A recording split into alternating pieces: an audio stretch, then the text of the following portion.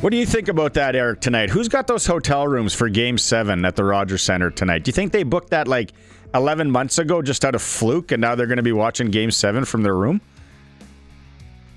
That would be pretty cool. That's some fortuitous planning, that's for sure.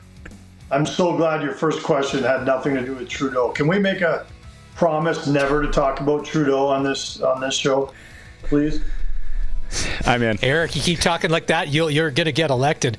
Last week, I was joking when I said the Flames peaked in their very first game when they beat the Oilers. That's going to be the highlight of their season. Eric, I was only joking, but they've lived up to it. They're the worst team in the NHL. The Gavin McKenna sweepstakes, if they started today, the Flames would be the worst team with the best chance to win Gavin as a draft pick. I heard, look, the flip is getting the script is getting flipped pretty quickly here in Calgary, whereas, pretty soon that's all anyone's going to talk about. Like, that's all I heard all weekend. Like, we're in first place for the Gavin McKenna sweepstakes. and you're going to hear that a lot in this city unless they do something drastic really soon. And given the schedule they have ahead, I'm not sure it's even possible to do anything drastic, in a positive way. They got Winnipeg next 2 out of 3 games. You got in between those, they got Montreal, who's kind of, on the up and up. And it doesn't get any easier for the last place team in the NHL, that's for sure. So they're not, let's be honest, they are who we thought they were in a way, but what are they not doing, like to even have a sniff here? Can you put your finger on what's going wrong? Well, other than not being able to play good offensively or defensively, they're looking pretty good. Traveling safe? They can't score. They've got 9 goals in 6 games. Like, that's obviously, they knew that was going to be a problem, but they didn't think it was going to be that big of a problem. And and defensively, that was their calling card last year that kept them in a playoff race longer than anyone thought possible. The combination of Dustin Wolf and some great defense. But this year they've been prone to these massive defensive lapses. And, when they lost 6-1 to Vegas the other night, I couldn't believe the coach was saying, like, we actually thought we played a really good first period, but we made 3 mistakes and they all ended up in the back of our net. That's where they're at right now. They feel like a period where they're outscored 3-1, they actually felt like they played pretty well. And that kind of shows you where the bar is right now. Like, they're so desperate to find some sort of momentum or some reason to believe that they can suddenly fill the net with goals. And again, they play Hellebuck tonight, and they'll probably play Hellebuck again on Friday. And I'm not sure it's going to solve their scoring woes in the next little while here. It's funny that game against Vegas Mitch looks great. I'm a huge Vegas Mitch fan now, but that game was gross. And then yesterday I was flipping channels trying to find football, and they were replaying the Vegas Calgary game. If I'm Craig Conroy, I would have phoned somebody at Rogers and begged them, please take this off. Put on anything. Can you put on poker or one of those highlight shows? Nobody needs to see a replay of what happened in Vegas. Because, like, for a while there, I'm like, this looks like an NHL team playing an AHL team. Like, I was feeling bad for the Flames fan. Like, the broadcasters have got to do their part, and then all of the online shows, and I'm like, there's nothing to say here. Yeah, and I will say this, and I'm not trying to be the great defender of the Flames. You'll never hear me do that. But you guys have played hockey. You know how it is. You're down 3-4, 5-1 in one of the loudest, most, that's one of the toughest barns in the league to play in, no question about it. And you're playing against, as Barney would say, a real wagon. Like, you're playing against, I would arguably say that's the best team in hockey right now. It's certainly the biggest team in hockey and one of the most skilled. And when you add Mitch Marner, your favorite new player, you've got depth there that they haven't had in a while. They're piling up the points and goals and momentum. And that was the first game where effort was being called into question. And the Calgary Flames last year, they were known as maybe the hardest working team in hockey, or one of them. And that's their calling card. Because if they don't outwork you, they have no chance to outskill you.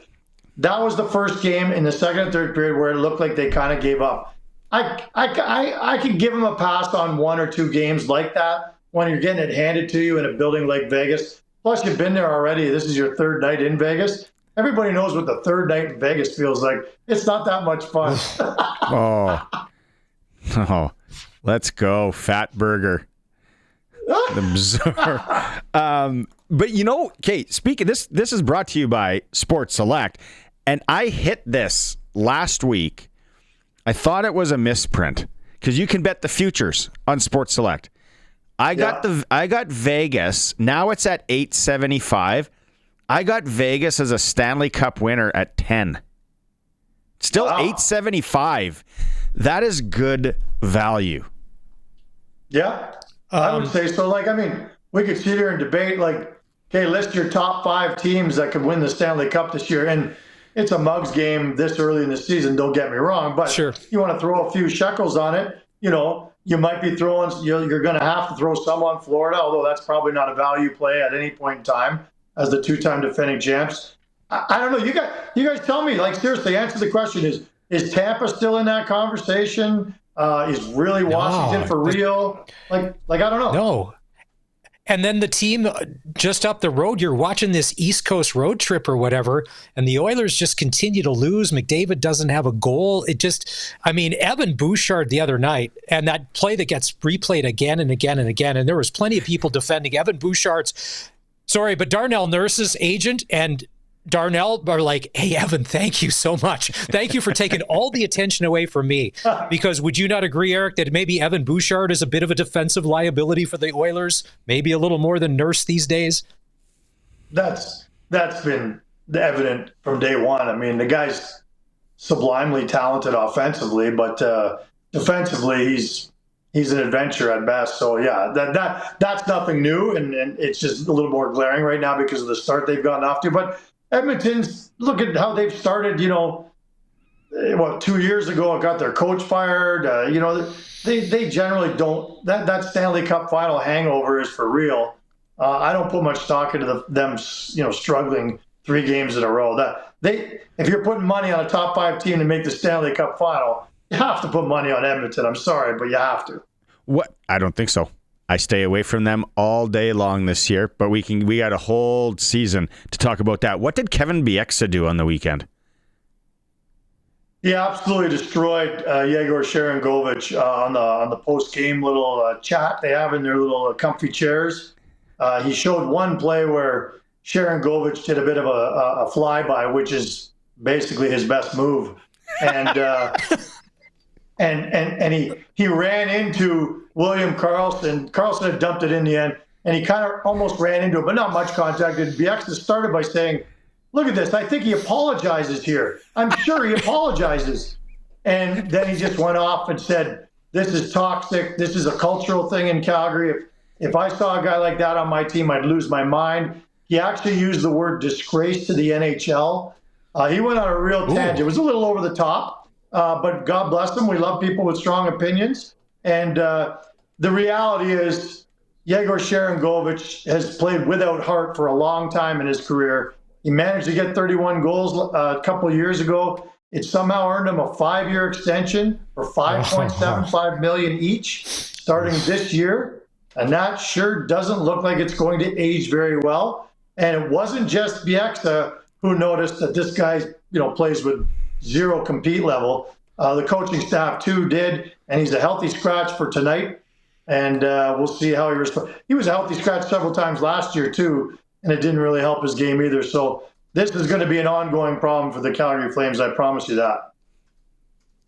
Canucks win, but they lose Philip Hedl on the Tom Wilson hit. There was no call on the play. It could have been interference. What are you thinking? Should there be discipline from there? Canucks are playing some good hockey. They're winning some games. They're I know you don't think much of them, but he's been one of their better players so far early in the season. First of all, don't put words in my mouth when it comes to Vancouver. I don't need that sort of heat. Okay. Second of all, I don't think much of the city. I'll go that far, but I'm not talking about the organization. But that hit from Wilson on Hedl was massive. That's as big a hit as I've seen in the NHL in a while. I love it.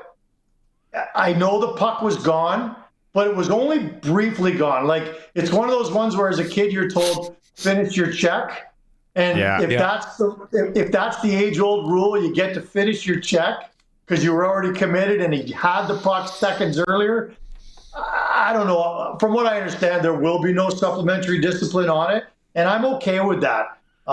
If it's a player on a team that I cheer for as a fan, I probably don't love it. But as a fan of hockey, I absolutely love it because I hate that we live in a world now when anybody gets hit hard, everybody immediately says supplemental discipline. It's got to be illegal. Guess what? Sometimes you can catch a guy with his head down, and it's completely clean. And we got to start to understand that.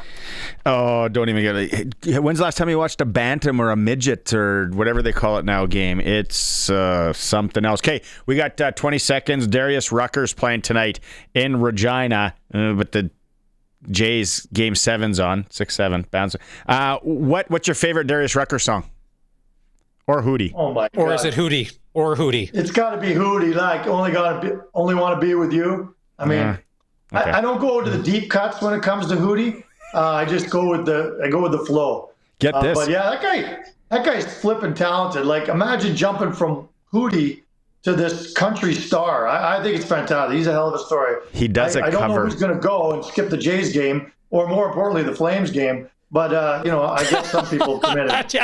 There'll be family members of the Flames there tonight. Yeah, family, moms and dads will be turning that garbage off. Oh, dude, terrible. There's no way my wife or son would even watch me on the broadcast tonight for the Flames game. I don't know who's going to watch that. Are you on the broadcast tonight? Are they torturing? Okay, good. Yeah, I am. Yeah, but no one will know. Give us a plug on the broadcast tonight. See if anyone picks up on it.